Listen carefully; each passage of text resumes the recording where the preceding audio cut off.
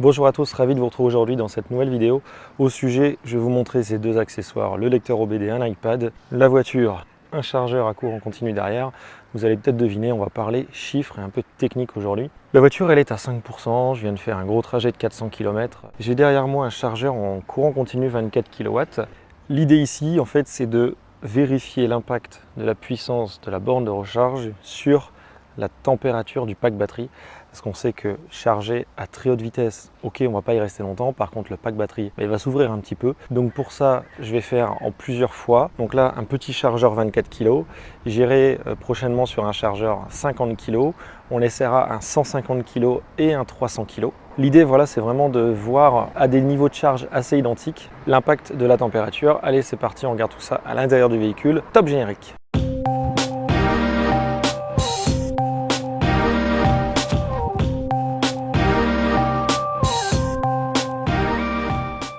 Ça y est, donc on vient de mettre le véhicule en charge, on a déjà pris 1%.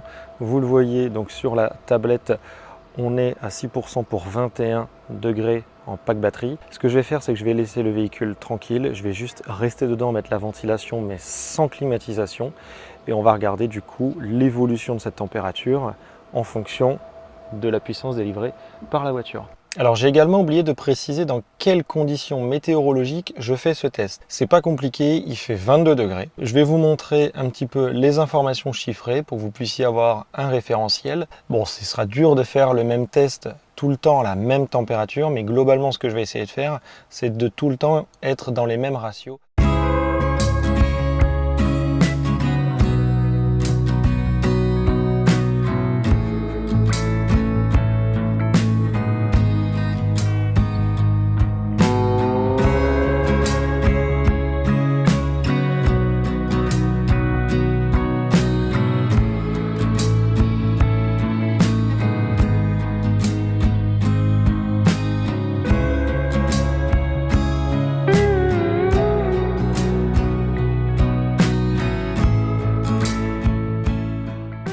Ça y est, on vient tout juste de récupérer le véhicule, on va parler chiffres. Donc on est arrivé tout à l'heure avec 5% de batterie, là on en est à 80. On a récupéré ces 75% de batterie en 2h35.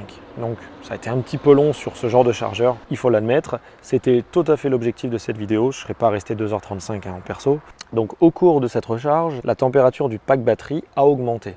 On est arrivé, il était à 21 degrés, là maintenant on repart, il est à 26 degrés, donc il a pris 5 degrés en 2h35. C'est totalement insignifiant. On peut également le constater d'une autre manière, puisque quand on fait 75% de batterie avec une capacité de 77,4 kWh, donc c'est la capacité totale de cette batterie sur ce véhicule, ça nous donne aux environs de 58 kWh.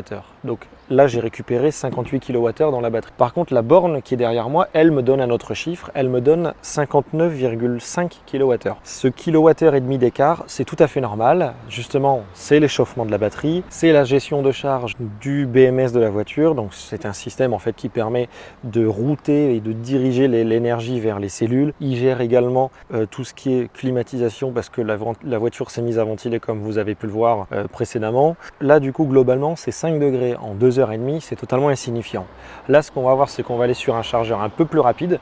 Là les 300 kW, les 5 degrés, ça va pas être en 2h35, ça va être en 5 minutes. Ce sera très intéressant de voir l'évolution de la température, la consommation, l'énergie envoyée par la borne de recharge et l'énergie réellement stockée. Donc là ce que je vous propose tout de suite, c'est d'aller sur un autre chargeur plutôt moyenne puissance et de voir les chiffres. C'est parti! Allez, on se retrouve maintenant donc chez nos amis de chez PowerDot. Alors PowerDot avec une toute nouvelle station, comme vous pouvez le voir derrière moi, on a en fait 6 prises combo CCS qui délivrent chacune une puissance d'environ 80 kW. Alors on l'a vu avec cette voiture, on ne prend pas les 80, on prend 90 kW, d'autant mieux. Là je suis arrivé avec 5% de batterie aujourd'hui, on est à 28 degrés, donc il fait quand même assez chaud. L'idée c'est que je fasse un 5 à 80% et qu'on regarde de combien de degrés s'est élevé le pack batterie. Je vous propose tout de suite qu'on branche Désiré.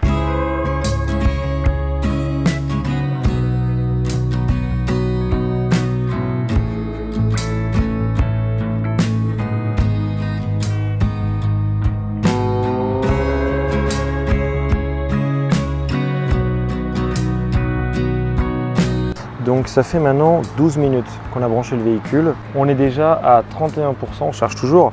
aux alentours de 88 kW. Ce qu'on voit en fait, c'est qu'on a démarré tout à l'heure avec 28 degrés au niveau du pack batterie. Et là, on en est maintenant à 31 degrés. Donc forcément, on le sait, le pack batterie va chauffer. Jusque combien? Est-ce que le système de climatisation va se mettre en route? Est-ce qu'on va perdre de l'énergie à la recharge? C'est la question qu'on se pose.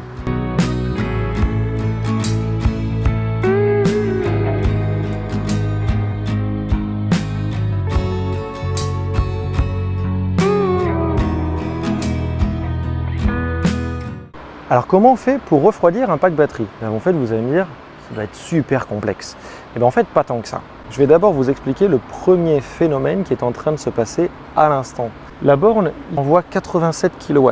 Sur ma tablette, je suis censé recevoir aux environs de 87 kW. C'est exactement ce que j'avais depuis le début de la charge. Depuis qu'en fait la température du pack batterie a atteint au minimum 35 degrés, il y a de l'énergie qui est consommée pour justement le refroidir.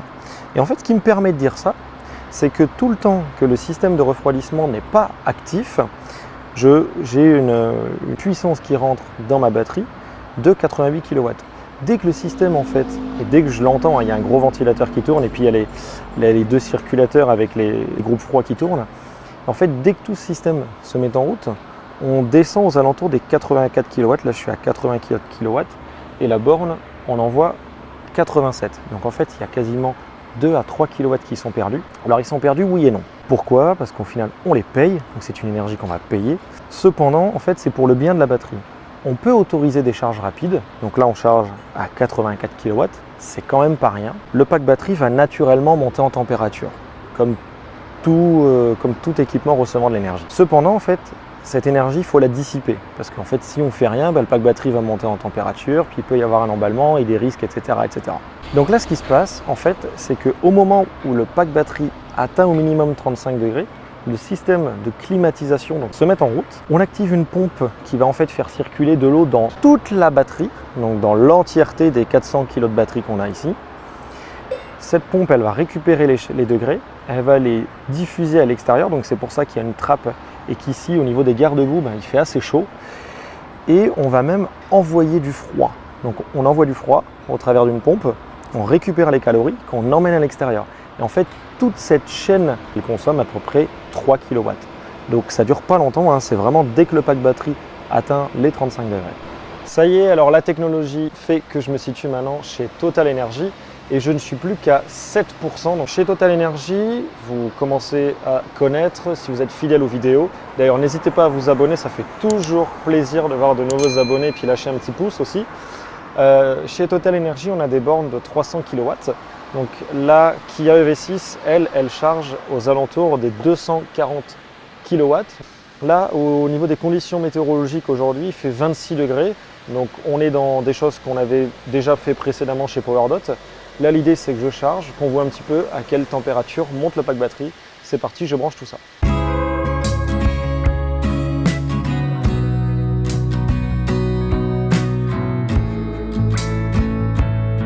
Ça y est, alors juste le temps de brancher, on est déjà passé 223 kW, donc c'est super rapide.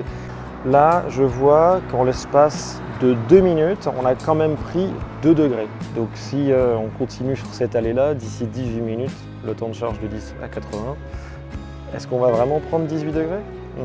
On va voir, je pense pas. Ça y est, ça fait 10 minutes tout pile qu'on a branché le véhicule et on a déjà pris 12 degrés au niveau du pack batterie. Donc je rappelle, on était arrivé à 26, là on est à 38.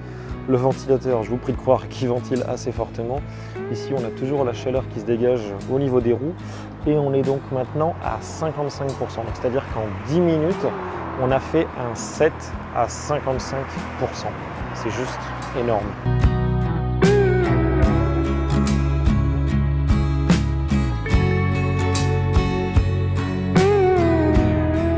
Ça y est, alors c'est le bilan, c'est l'heure des chiffres. Donc on a fait un 7 à 80% en l'espace de 18 minutes 30 secondes. Au niveau de la température du pack batterie, alors je suis quand même assez surpris des chiffres parce que ça me paraît beaucoup. On a pris 13 degrés. Pourquoi je suis surpris? Je suis surpris que ce ne soit pas plus, dans le sens où quand on envoie 240 kW dans une batterie comme celle-ci, que la capacité totale est de 77,4 kWh, Là, ça fait quand même une charge, je crois, aux alentours de 2,4 C. Ça veut dire qu'on la charge 2 fois 2,4 plus rapidement qu'est-ce qu'elle est capable d'être déchargée, donc ce qui est quand même assez important. Au final, au niveau de la facture, donc j'ai été facturé de 60 kWh, donc ça c'est l'énergie que j'ai payée, qui a été envoyée par la borne directement. Théoriquement, j'aurais eu besoin de 56,5 parce que pour faire un set à 80%, théoriquement, ça me fait 56,5 kWh. Donc ces 3,5 kWh que j'ai perdus pendant cette charge, en fait, ils viennent de où? Ils viennent justement de l'échauffement de la batterie, du refroidissement du pack par le climatiseur. Si on fait juste le calcul de voir combien ça nous a coûté justement cette déperdition, on a perdu 3,5 kWh, que multiplie 0,62 centimes par kWh chez Total, je rappelle en prix brut, ça nous fait une perte de 2,17 €. Pourquoi pas, j'ai envie de dire, ça reste des supercharges qui restent exceptionnelles, hein. Tout le monde ne fait pas des supercharges quotidiennement. Il peut m'arriver 2 à 3 fois par semaine de faire des longs trajets et du coup de devoir faire des supercharges.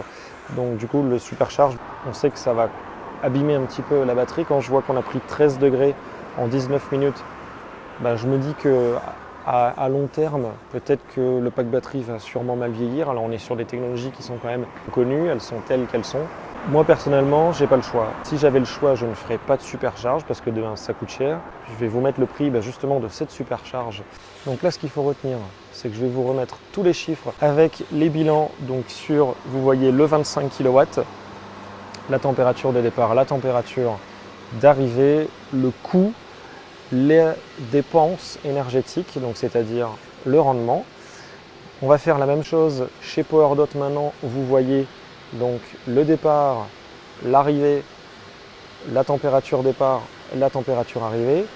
Et on va faire la même chose maintenant chez Total, où vous voyez la température de départ, la température d'arrivée, le coût et la déperdition thermique.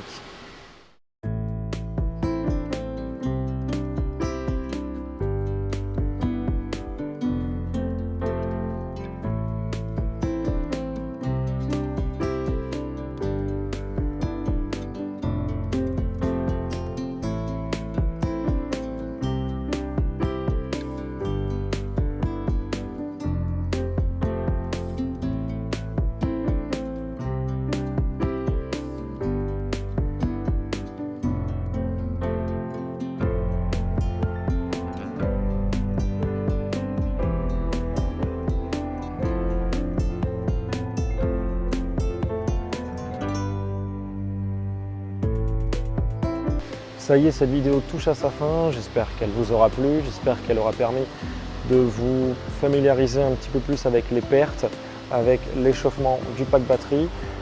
Ça reste quand même quelque chose qu'il faut surveiller, c'est pour ça qu'il y a des systèmes de climatisation dans l'avant de la voiture pour justement gérer un petit peu toute cette température. N'hésitez pas à vous abonner, ça me fera super plaisir, un petit pouce et puis je vous dis quant à moi, à la prochaine, ciao, bye bye.